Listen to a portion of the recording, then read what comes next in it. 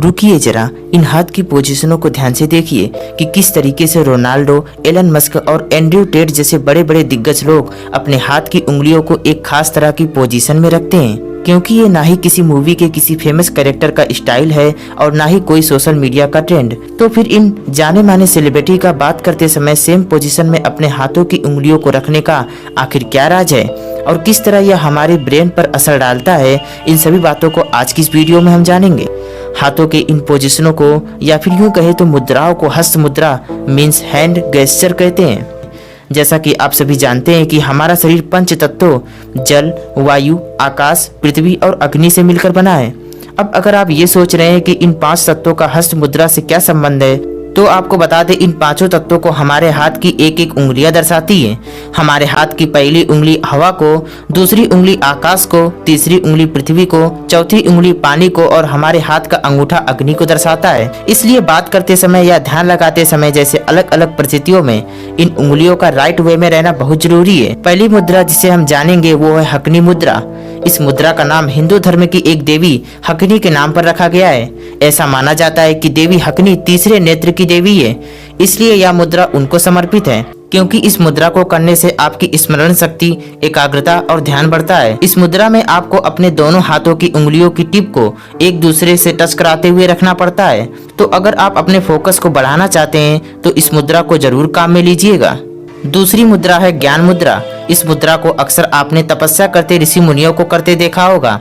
इस मुद्रा को करने के लिए हाथ की तर्जनी उंगली यानी कि पहली उंगली को अंगूठे के साथ टच कराना होता है और बाकी की उंगलियों को हथेली की सीधी रेखा में रखना पड़ता है।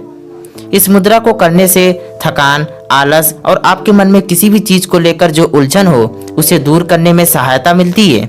इसीलिए सुबह के समय आप योगा के दौरान इस मुद्रा को किसी शांत जगह पर बैठकर जरूर कीजिएगा।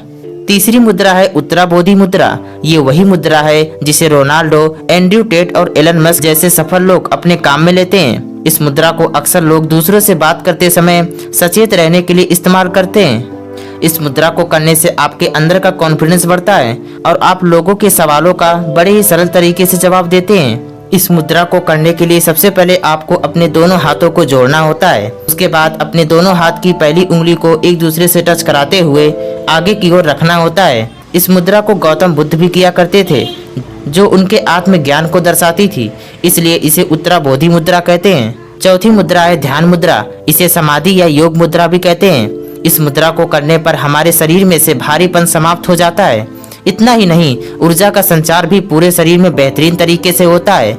इस मुद्रा को करना बड़ा ही आसान है। इसमें बस दोनों हाथों को एक दूसरे के ऊपर रखकर गोद में रखना होता है। पांचवी और सबसे अंतिम मुद्रा है गणेश मुद्रा। इस मुद्रा को हस्त मुद्राओं में सर्वश्रेष्ठ मुद्रा भी माना जाता है। इस मुद्रा को करने से शरीर की मांसपेशियां मजबूत होती हैं, जो कि किसी भी कार्य को पूरा करने में आपको और भी ज्यादा कार्यशील बनाती है। साथ ही ये मुद्रा पाचन तंत्र के लिए भी फायदेमंद है।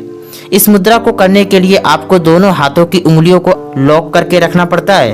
इन सभी मुद्राओं को अगर आप अपने डेली रूटीन में काम में लेते हैं तो ये आपको जरूर दुनिया के कुछ बेहतरीन चुनिंदा लोगों में शामिल करेगा। वीडियो अच्छी लगी हो तो चैनल को सब्सक्राइब जरूर कीजिएगा। वीडियो पूरा देखने के लिए धन्यवाद।